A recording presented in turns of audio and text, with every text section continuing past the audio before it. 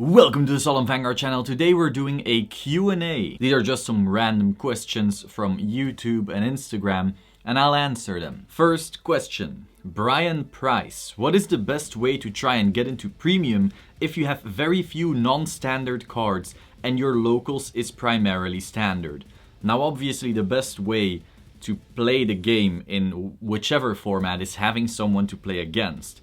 So either that is real life or that is online. Now online we don't have the best options, but overall I'd say the easiest option is Card Fight Area because it's free and it has a large player base already. Regardless, playing in real life is always more fun in my opinion. So it might be handy to just find another friend at your locals and see if they're interested in playing premium as well. If you both have a standard deck, it's pretty easy to just pick up some stride folders who should be cheap, like $1 or $2 a piece, max. Unless you're really unlucky and they were bought out or something. A couple of G-guards and your strides. A lot of prices are down right now because a lot of people tried to sell when the reboot was announced. And so the market really hasn't bounced back completely, apart from a few clans like Shadow Paladin with Luard. So long story short, I would just see if you have one more friend at locals who can also try premium, and then just pick up some stride folders, add some G-guards / strides into your decks and just start playing, and maybe you like it. And then as you get more used to that added level of depth,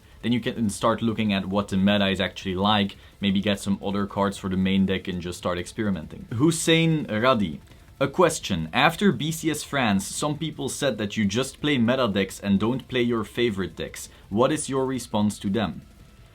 I get where this is coming from. It's like, oh, you won with NLK, but that's forgetting that like a month before that I went top 8 at London BCS with fucking Grand Blue. And like Grand Blue is not meta at all. It was a massive fucking joke, a meme, until I topped with it. It had 0 tops before me. And then after that, only 2 times it topped it again, and both of those tops were my list from my shop challenge video. So like, obviously maybe the person just made the exact same list as I did before that without knowledge of my list, but regardless, like, I topped with Grand Blue as well. So what's this about? And more importantly, why is it such a big stigma to top with meta decks? Like, understand that at an event, you have at least 40 people all playing meta decks, and there's only a few going to Worlds. So it's not like topping with a meta deck is this easy ass thing where you just throw some money at cardboard and bam, you're gonna fucking go to Worlds. So like, cool, if you're able to top with Rogue, that's awesome. Like, stick to your clan, find innovative things. I'm all about that. I fucking did it with Grand Blue, but don't try to shit talk competitive players who pick a competitive deck because they want to be competitive. Like, what the fuck? And then another thing on that note is, my list for France was hella creative. There weren't any topping NLK decks like that before that. Sure, you had some faster builds already and so forth, but like, to the overall world, this thing was new. So like, is it uncreative to top with NLK when the build itself is more creative than the large majority of rogue decks out there? I really don't get this. And this is usually coming from people who don't top themselves. But even there, again, you have exceptions. So overall, I dig rogue decks. Everyone knows what my favorite clans are. They're Grand Blue, Aqua Force, and Great Nature.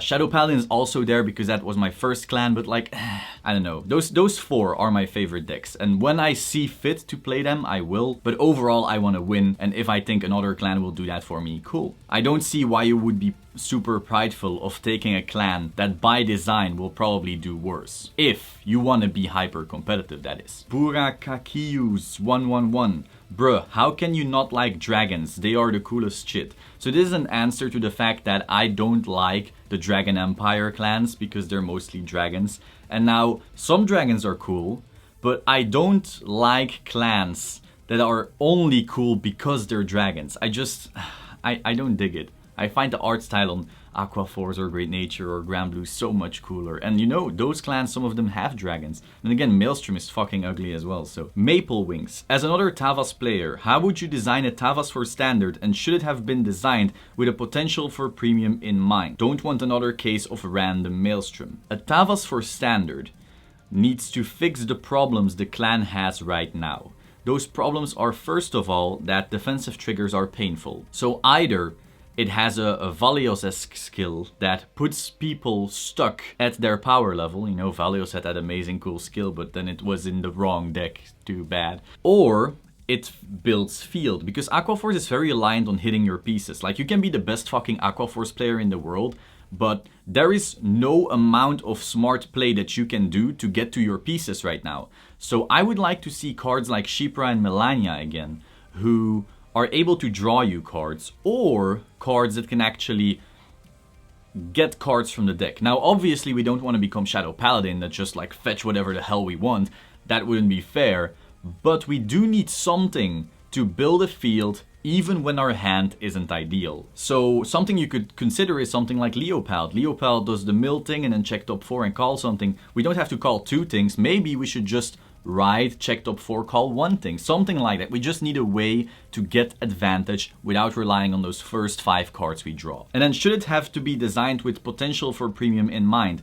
Honestly, I know this is a big thing and it should be a video by itself, and I will. A lot of these sets from Vanguard right now are super obviously designed with both formats in mind. I know people like to say like, oh, it's only designed for standard, that's why there's so much broken shit in premium. Bitch, Ezel in URR was such a fucking joke. It can't be anything but designed with premium in mind. They knew exactly what they were doing when designing Bowmane's Gareth and Ezel. They knew this is gonna be a solid rush deck in premium, and we know damn well it'll suck ass in standard, but whatever. They knew exactly what they were doing when they designed No Life King with that 3 cards amount. Do you really not think that they didn't see the enigmatic assassin combo coming? Bushiroad has an R&D department that's really fucking good at math and knows how to design a game because they're $1 million company. So like they knew what they were doing. They were like, we need to make sure that we keep power creeping both formats because otherwise it'll get stale and we won't sell sets. So here's a clan that's super fucking great in premium and sucks ass in standard. And they've done that again and again and again. Yes, I want that Tavis to be designed with both formats in mind, both standard and premium, but they're already doing that. Oliver Street, do you watch the anime? I used to, but I just can't take it very seriously.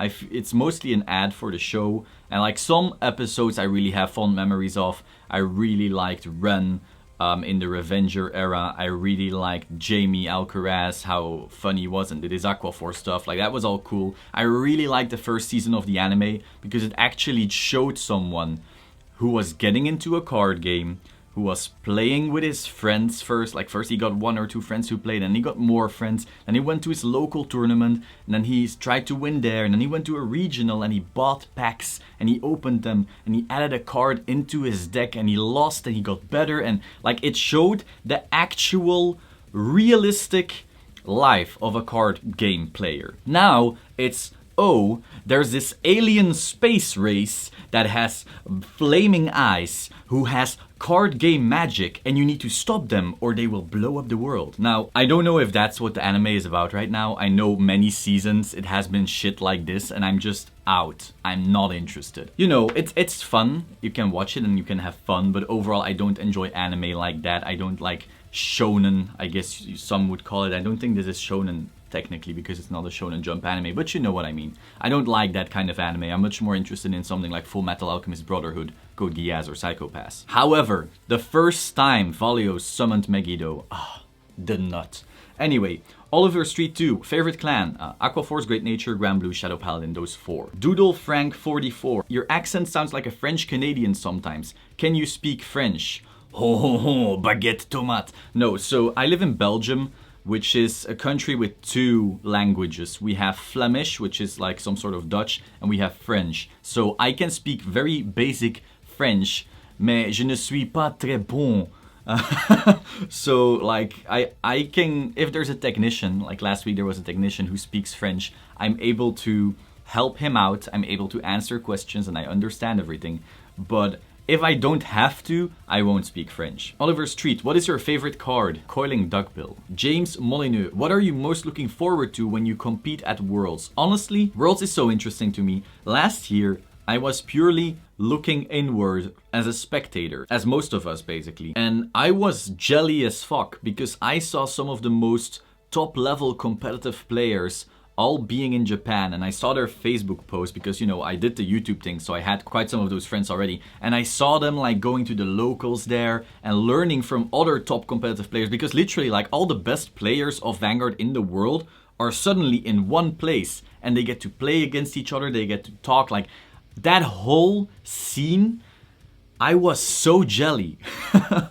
I really wanted to be there, not even to compete in Worlds. Like, of course, competing in Worlds is a great honor, it's an insane achievement, but I wanted to be there, to be among those top level players and talk to them and play against them, see how much more advanced their play was. Like, I literally asked myself, why the fuck am I not qualifying for Worlds? What am I not seeing? And now this is another video, like, this is really interesting. I need to make a video on this. Like, you know what? Comment so I don't forget.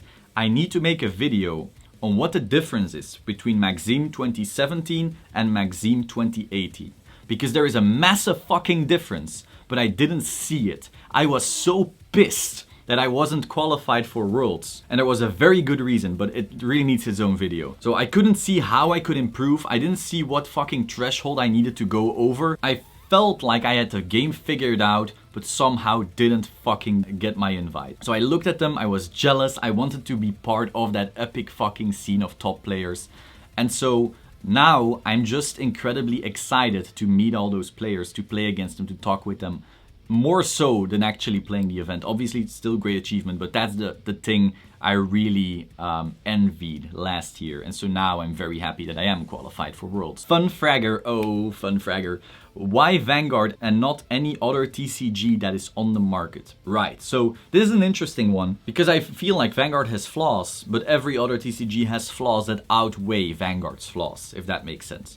So other TCGs, I guess Hearthstone is not technically a trading card game because you can't trade the cards. But Hearthstone, I don't play because I really hate rotation. And I also think Hearthstone is far too limited in its game design. Hearthstone doesn't have that many lines of play at a single time. And that is largely because they had to make it mobile friendly and casual friendly. Now, I'm not saying that the high-level Hearthstone players aren't amazing tactical geniuses, because they are. They got there for a reason. There are plays that they make that are higher quality, that makes that they're constantly challenger or whatever the hell the highest rank is, and then get into the big tournaments. Like, you have to be good. But the overall game design is very simple. And so it makes it that there's quite some RNG. Like, there are tournaments, I know it's primarily because you also need a lot of, like, you need to fill time because you need ad blocks and so forth. But like, their tournaments are best 4 out of 7. I feel like RNG wise that's saying something already. And the game is very RNG reliant. The fact that you only draw 1 card per turn apart from a few cards really makes it so being mana stuck or whatever you would call it in that game has way more impact than in other games. You can design on curve, but that doesn't change the fact that you can still have a bunch of 8s in hand without a mana. You may play perfectly, but if they get the out on their 1 draw, that changes the whole game. And so I feel like the game is too RNG reliant, too easy in its design, and it rotates. I hate rotation. I hate the feeling that I'm gonna spend money on something right now and that it'll be invalidated X months down the line. That sucks ass. So that's why I don't play Hearthstone. Magic the Gathering, I tried. Like, I bought a standard deck and it was out of the format before I got to playing it. So again, rotation. Now sure, there is Modern and so forth, but Modern is like $1,200 decks, sometimes even more.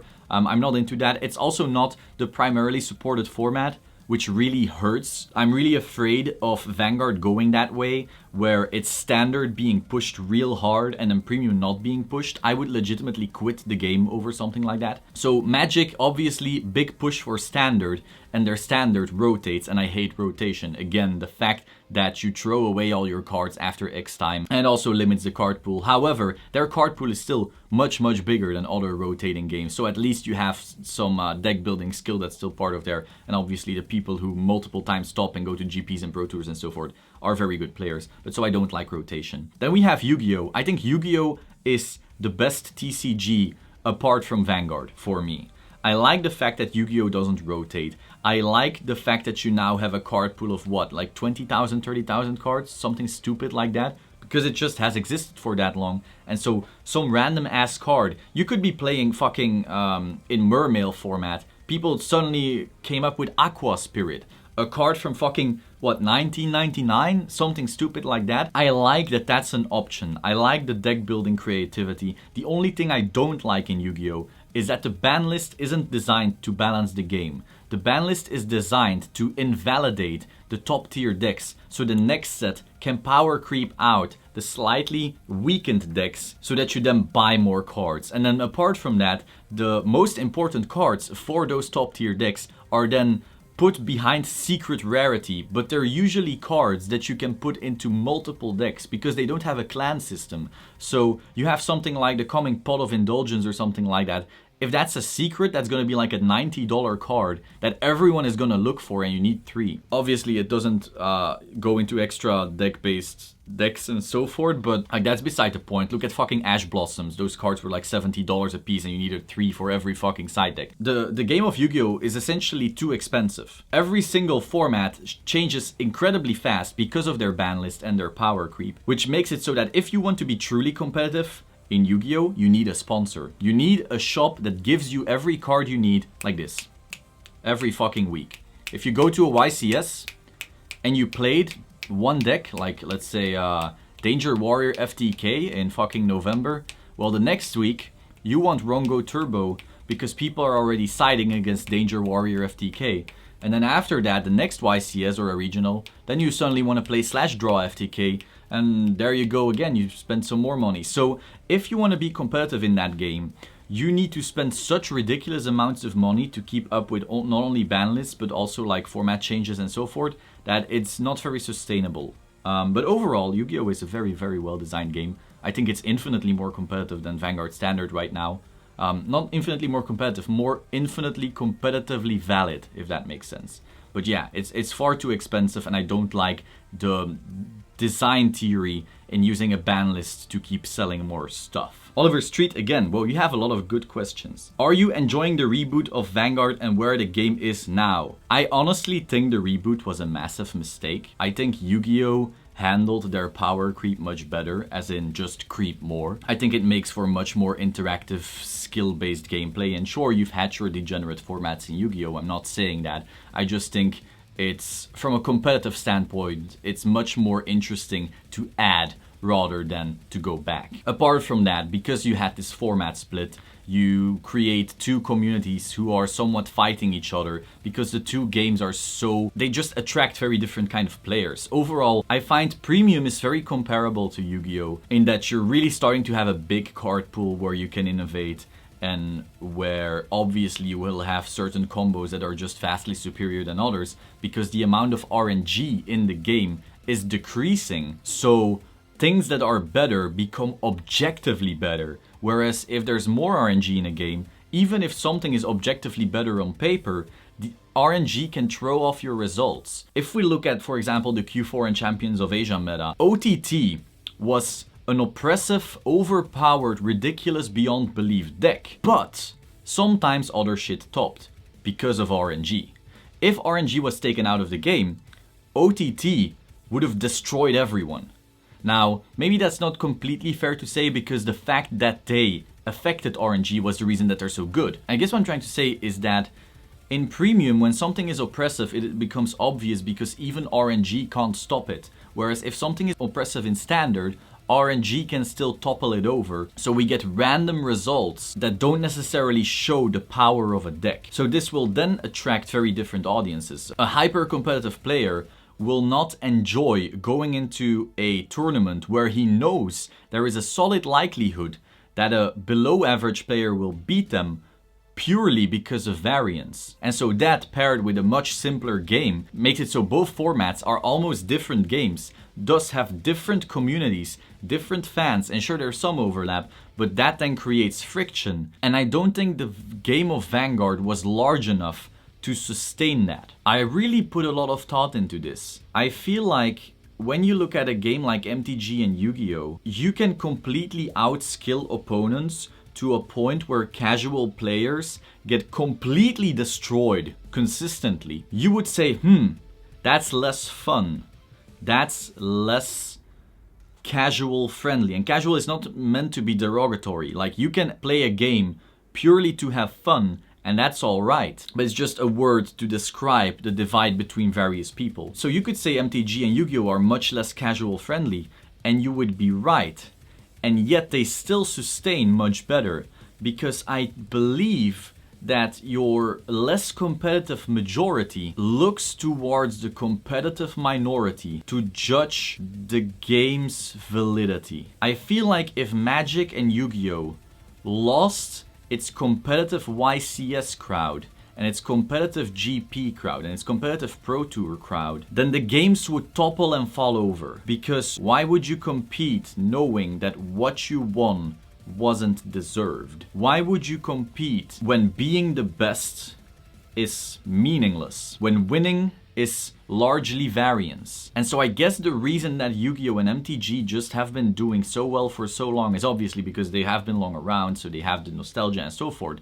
But they have lived that long, and that's saying something. And I think it's because they prioritized the competitive aspect over the fun aspect. And that's not for everyone, but I do think that makes a better game. And that's also why I think the reboot was not a good idea. But regardless, it is the way it is. I'm not gonna bitch about its existence. I'm just gonna look at the situation as it is, being the two formats. I'm gonna promote and try to stimulate whatever I'm for. And that's that. Some people may not like that, and that's fine. Hell, some people hate me for it, and that's fine as well. Those are my honest thoughts. Whoa, I'm starting to realize that this Q&A, I'm not even thinking about, oh no, maybe that's not gonna be very politically correct. Oh no, people will get offended. Like, I'm just saying whatever the fuck I'm thinking.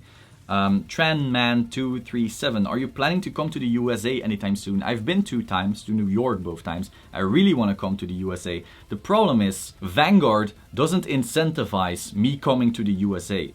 On the website, it says that when you enter a regional, it has to be the region that you live in. So if I come to the US, like even if I come for actual business, like for Solemn tones and stuff like that, I wouldn't come to a regional because I'm not allowed to attend.